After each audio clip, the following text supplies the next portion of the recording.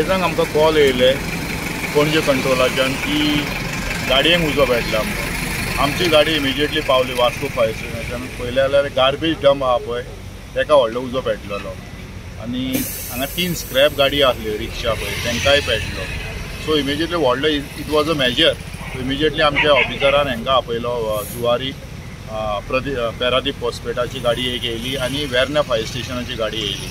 8-9 आमी गाडयो मारल्यो आनी मागीर अंडर कंट्रोल जाले. मागीर आमी डिप्युटी कलेक्टराक फोन केलो आनी सांगलें आमकां JCPची गरज. इमिजिएटली तलाटी पावलो हांगा गौतम आनी JCP आतां 2 येयल्ली आसा.